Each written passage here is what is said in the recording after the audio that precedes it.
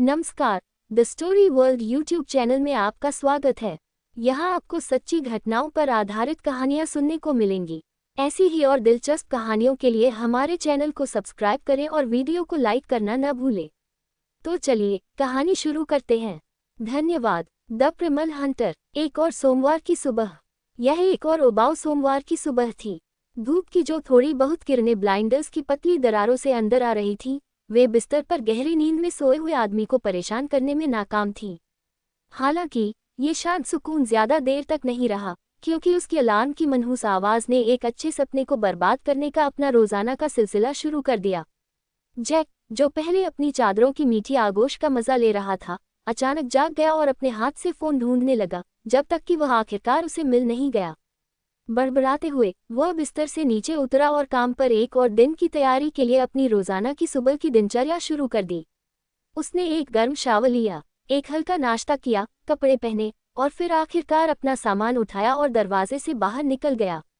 सुबह की पूरी दिनचर्या आधे घंटे से भी कम समय में पूरी हो गई थी। अपनी कार की तरफ सीढ़ियों से नीचे जाते हुए उसे लगा कि आज का दिन दिलचस्प होने वाला है। उसे नहीं पता था कि ऐसा क्यों लग रहा था, क्योंकि अब तक सब कुछ सामान्य था, लेकिन वह इस भावना को पूरी तरह से खत्म नहीं कर पाया। शायद कोई डोनट्स लाया हो। ट्रैफिक हमेशा की तरह खराब था, क्योंकि वह एक बड़े शहर में रहता था। उसने ज्यादातर समय गाड़ी चलाने में नहीं, बल्कि सुबह की भीड़ में अंतहीन लाइनों में बैठे हुए बिताया। उसने साइकिल से या शायद दौड़कर काम पर जाने के बारे में सोचा था, लेकिन तब उसे काम पर नहाना और कपड़े पहनना पड़ता, और यह सिर्फ परेशानी भरा लग रहा था। जब वह आखिरकार पार्किंग में पहुंचा, तो वह बाहर निकला, अपना बैग लिया और उस कॉर्पोरेट ऑफिस के अंदर चला गया, जो पिछले कुछ सालों से उसकी काम की जगह थी। इमारत खुद एक विशाल कांच का ढांचा थी, जिसमें बहुत ज्यादा मंजिलें थीं। हालांकि ये पूरी तरह से बेतुकी नहीं थी, क्योंकि यह इसी तरह की संरचनाओं से घिरी हुई थी। जैसे ही वह अंदर गया, उसका स्वागत रिसेप्शनिस्ट जोआना ने किया। वह एक अधेड़ उम्र की महिला थी, जो हमेशा बड़े बड़े झुमके पहनती थी और इतना ज्यादा मेकअप करती थी जितना एक हाई स्कूल की पूरी क्लास को एक हफ्ते में नहीं चाहिए होता। अगर जैक को जोआना को सबसे आसान तरीके से बताना हो, तो वह एक सॉकर मॉम होगी जो हमेशा मिडलाइफ क्राइसिस में फंसी रहती है। रिसेप्शन लिफ्ट से बस कुछ ही मीटर दूर था, इसलिए सुबह उससे मिलना ज्यादातर कर्मचारियों के लिए एक स्वाभाविक दिनचर्या थी। मॉर्निंग जैक, वीकेंड कैसा रहा? उसने सुबह के इस समय के लिए बहुत ज्यादा ऊर्जा के साथ पूछा।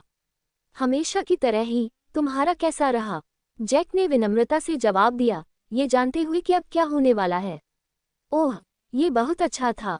तुम जानती हो कि मैंने और माइक ने, उसने जोश के साथ जवाब दिया, बहुत विस्तार से बताते हुए, जैक को पिछले हफ्ते का डेजा वू देते हुए, जहां बिल्कुल यही स्थिति हुई थी। उससे बेकार की बातों के बारे में बहुत लंबी बातचीत के बाद लिफ्ट का आना आखिरकार उसकी जान बचा सका, जिससे उसे 14वीं मंजिल तक जाने की अनुमति मिली। लिफ्ट से बाहर निकलते हुए जैक का सामना एक शांत, खुले ऑफिस की जगह से हुआ। लगता है कि मैं आ जाने वाले पहले लोगों में से एक था, उसने सोचा, जैसे ही वह अपनी डेस्क पर पहुंचा। कंप्यूटर चालू करते हुए उसने वीकेंड के दौरान आए ईमेल को देखना शुरू किया। जैक ने इस ऑफिस में 2 साल से ज्यादा समय तक काम किया था। उसका काम वह था जिसे बहुत से लोग उबाऊ बताते हैं, फिर भी उसे स्प्रेडशीट, वित्तीय रिपोर्ट और अन्य चीजों में डूबना शांतिपूर्ण लगता था। वह वित्तीय विभाग में काम करता था, और अगर वह खुद कहे, तो वह अपने काम में काफी अच्छा था। वह मुख्य रूप से निवेश के साथ काम करता था, उसका आधिकारिक पद एक बिजनेस एनालिस्ट था। जैक में अच्छी स्टॉक चुनने और खराब स्टॉक से बचने की खासियत थी। उसे हमेशा इस तरह की चीजों के बारे में अच्छी सहज समझ थी। जैसे जैसे ज्यादा से ज्यादा लोग लिफ्ट से आने लगे, ऑफिस धीरे धीरे भरता गया। सुबह की शुरुआती मुलाकात और विनम्र सामाजिक बातचीत के बाद शोर धीरे धीरे कम हो गया, क्योंकि हर कोई अपने अपने काम में व्यस्त हो गया। कोई डोनट्स नहीं, उसने बहुत निराशा के साथ मन ही मन नोट किया। जैसे ही वह वहां बैठा, उसने सबसे जरूरी कामों को खत्म कर दिया था। वह एक बार फिर से थोड़ा थका हुआ महसूस करने लगा, साफ तौर पर उसे पर्याप्त नींद नहीं मिली थी। ऑफिस में ज्यादातर लोग अब तक ये जान गए थे कि वह छोटी मोटी बातों में नहीं पड़ता है, इसलिए ज्यादातर लोग उसे अकेला छोड़ देते थे, जैसा कि वह चाहता था। जैक हमेशा एक शांत स्वभाव वाला व्यक्ति रहा था, चौकस और थोड़ा अलग थलग। वह हमेशा थोड़ा अकेला रहा था और दूसरों के साथ बातचीत न करने के आधार पर गतिविधियों को चुनता था। हैक, जब उसके पिता ने उसे अपने कमरे से बाहर निकालने के लिए कुछ खेल करने के लिए मजबूर किया तो उसने तीरंदाजी को चुना क्योंकि वह इसे पूरी तरह से खुद ही कर सकता था। कुल मिलाकर जैक अपनी जिंदगी से संतुष्ट था। उसके पास एक अच्छी तनख्वाह वाली नौकरी थी, एक अच्छा परिवार था, एक अच्छा अपार्टमेंट था, महान सहकर्मी थे और अगर वह खुद कहे तो उसका भविष्य उज्जवल दिख रहा था। वह कोई असाधारण व्यक्ति नहीं था, बल्कि भीड़ में बस एक और चेहरा था। और उसे ये तरीका पसंद था। अलग दिखने का मतलब अनावश्यक ध्यान खींचना था और वह इससे बचना पसंद करेगा।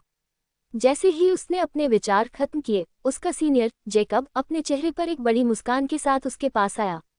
अरे दोस्त, मैं और दूसरे लोग लंच के लिए बाहर जा रहे हैं, तुम आना चाहोगे? उसने खुशी से पूछा। ठीक है, जरूर, अच्छा लगता है, जैक ने हिचकिचाते हुए जवाब दिया। वह जेकब को पसंद करता था। जेकब उस तरह का लड़का था जिसे लोग जन्मजात नेता कहते हैं।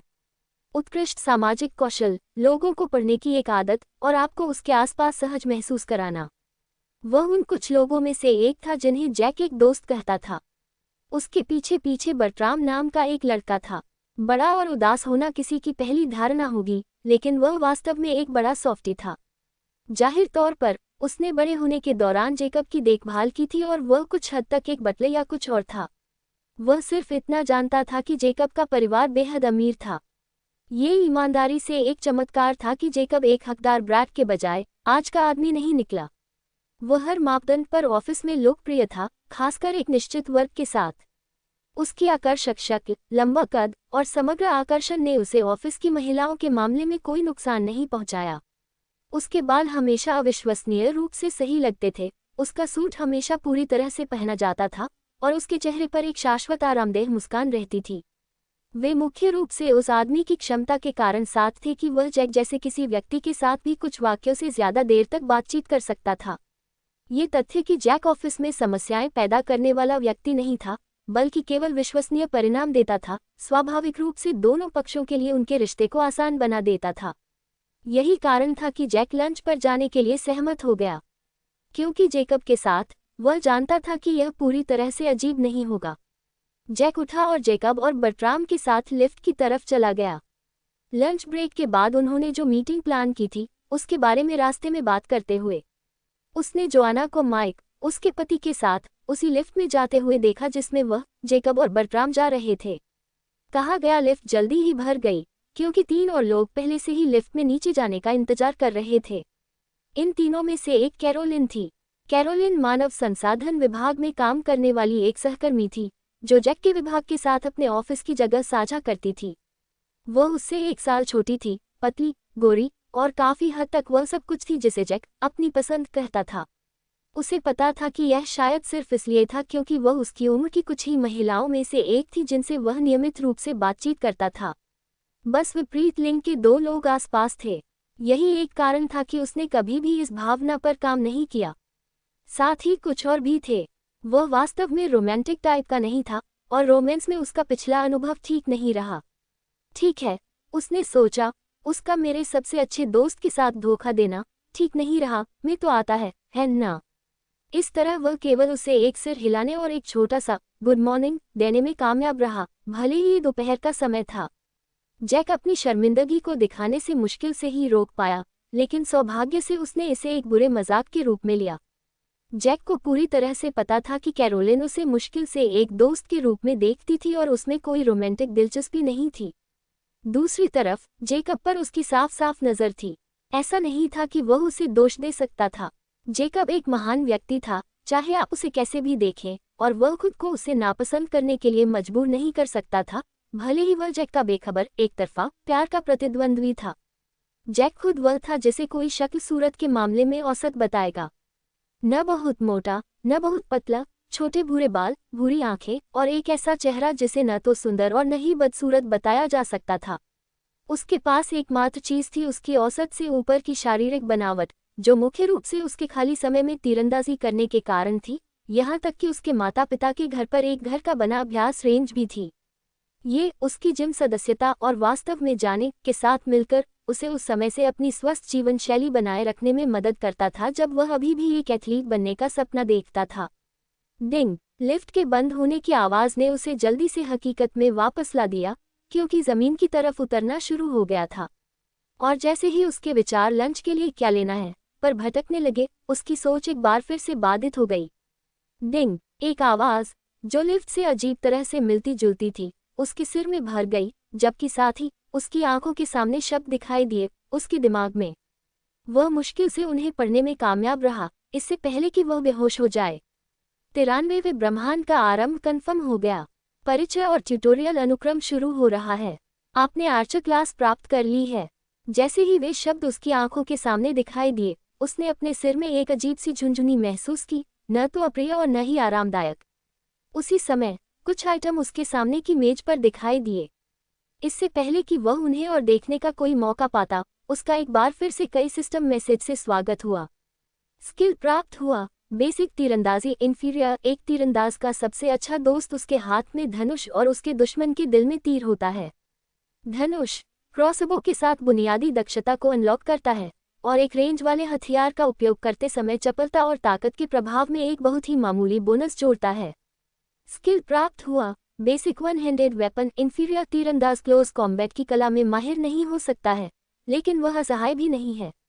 ज्यादातर वन हैंडेड हथियारों के साथ बुनियादी दक्षता को अनलॉक करता है और एक उपयुक्त हाथापाई वाले हथियार का उपयोग करते समय चपलता और ताकत के प्रभाव में एक बहुत ही मामूली बोनस जोड़ता है। स्किल प्राप्त हुआ, आर्च सआई कॉमन। तीरंदाज की आंखें अपने दुश्मनों की कमजोरी को खोजने और पहचानने के लिए प्रशिक्षित होती हैं। तीरंदाज को शिकार को आसानी से पहचानने की अनुमति देता है।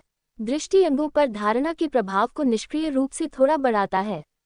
जैसे ही उसने 3 मैसेज पढ़े, इस नए सिस्टम के वीडियो गेम या शायद टेबलटॉप आरपीजी के समान होने के उसके संदेह की एक बार फिर से पुष्टि हो गई। तीनों बहुत बुनियादी लग रहे थे, खासकर 2 स्किल्स जिनके नाम में सचमुच बेसिक था। दोनों केवल इंफीरियर थे जिसे उसने उनका रैंक माना।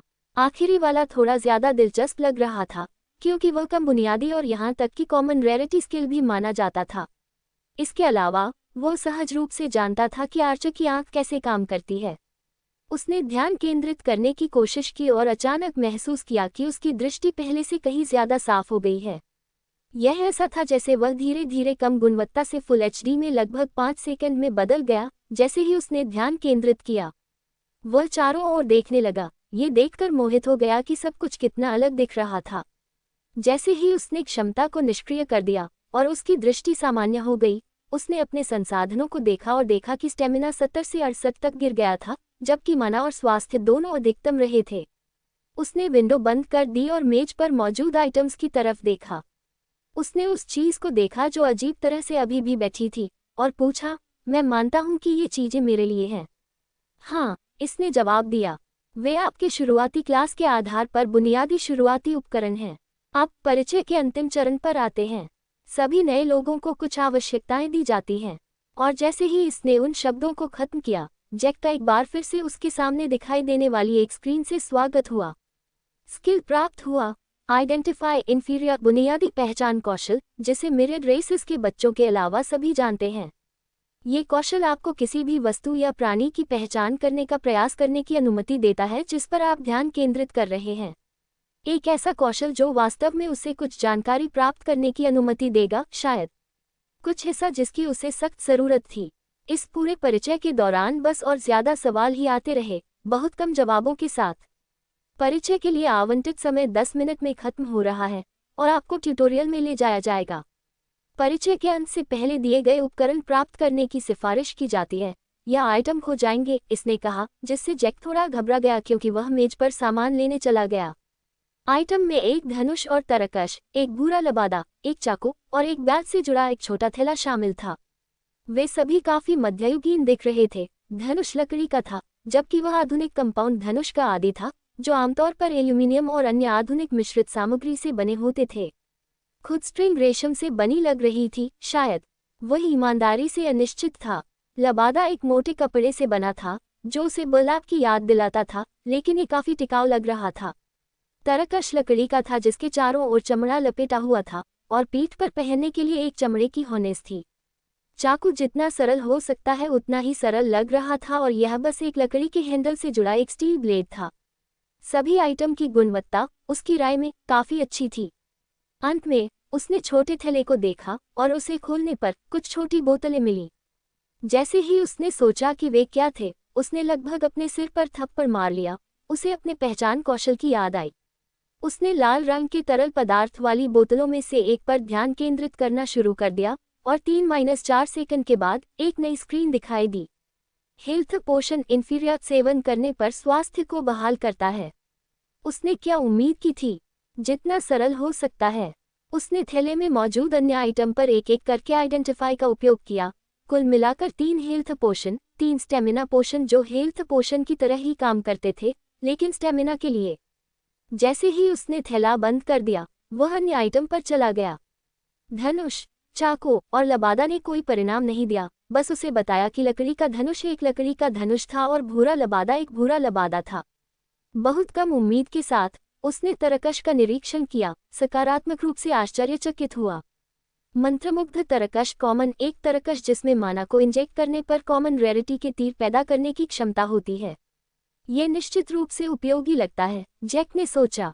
जैसे ही वह अपना निरीक्षण खत्म कर रहा था, उसे एक बार फिर से याद दिलाया गया कि उसके पास असीमित समय नहीं था। ट्यूटोरियल शुरू होने में 2 मिनट। जैक हड़बड़ी में लबादे को अपने सिर पर ले लिया और उस पर थैले के साथ बेल्ट लगाना शुरू कर दिया और तरकश को अपने कंधे पर डाल दिया। सौभाग्य से इसमें पहले से ही दर्जनों तीर थे। बेल्ट एक छोटे से म्यान के साथ भी आई थी, जिसमें उसने तुरंत चाकू रखा और उसे जगह पर रखने के लिए चमड़े का छोटा बकल बंद कर दिया। अंत में उसने धनुष को अपने हाथ में लिया, क्योंकि उसे अपने शरीर से जोड़ने के लिए कोई स्पष्ट जगह नहीं थी।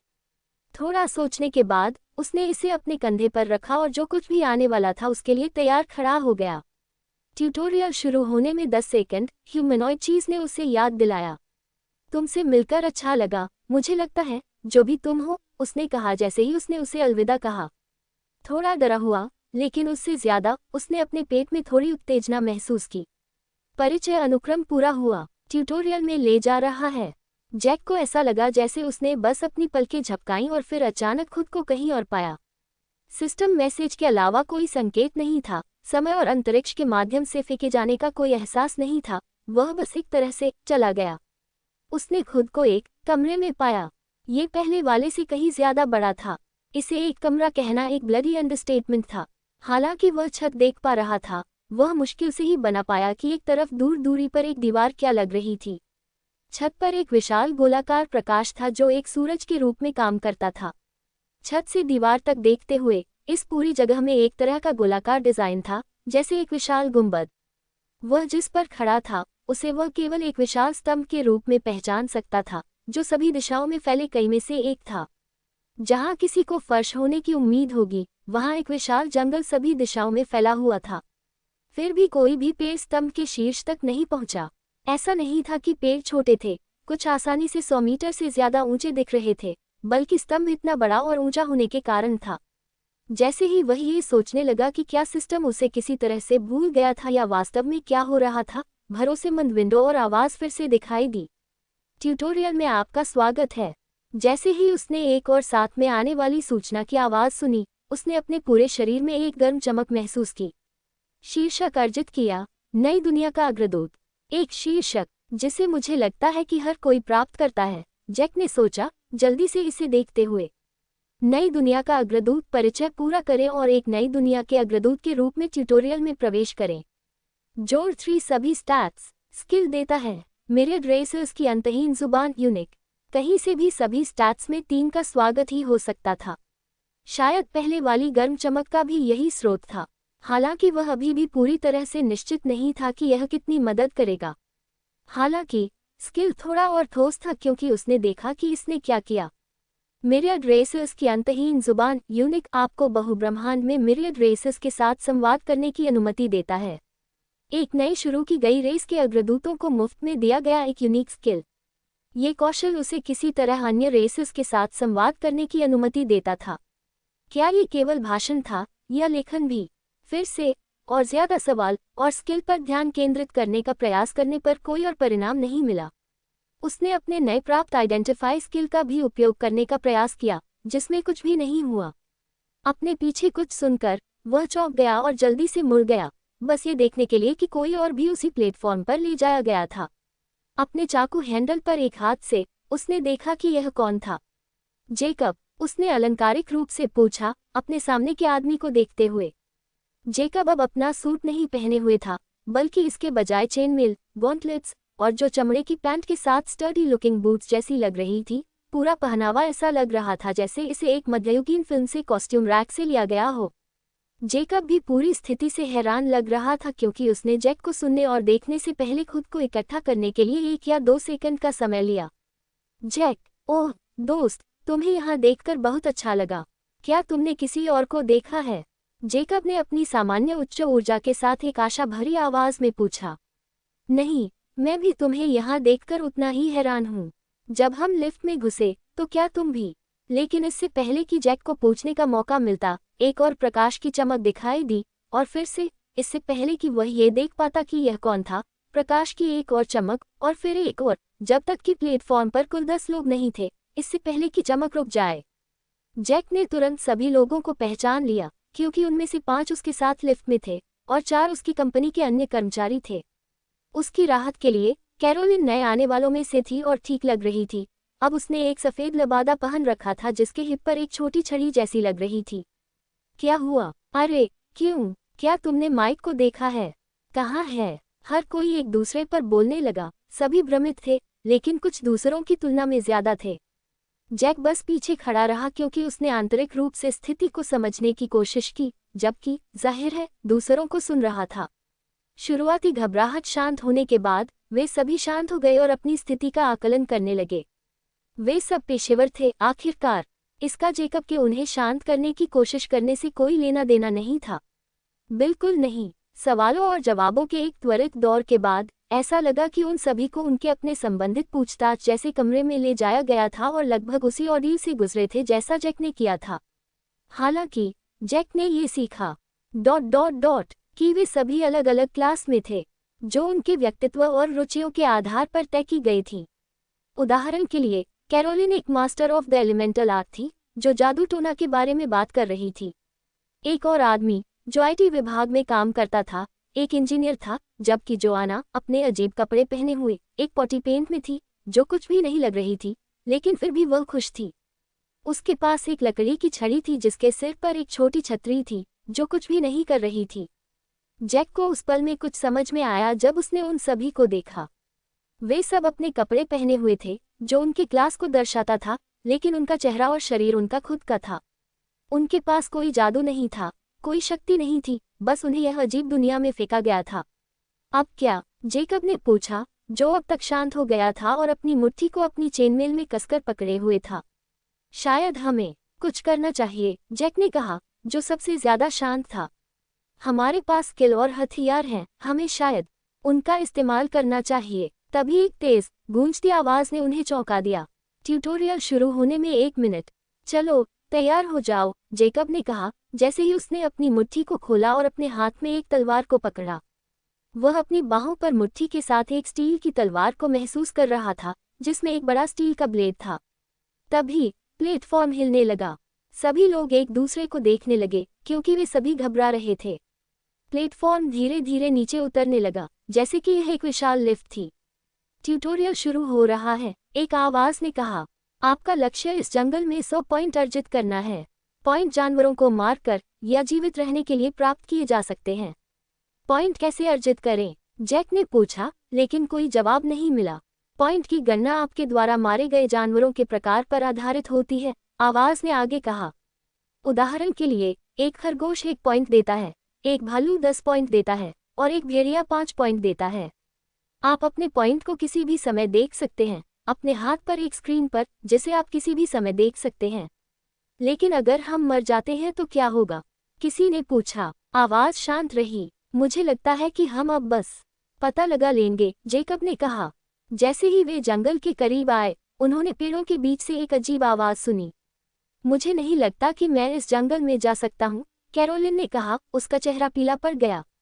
मुझे भी नहीं, एक और महिला ने कहा, जो एक और कर्मचारी थी। हमें कोई और रास्ता नहीं है, जेकब ने कहा।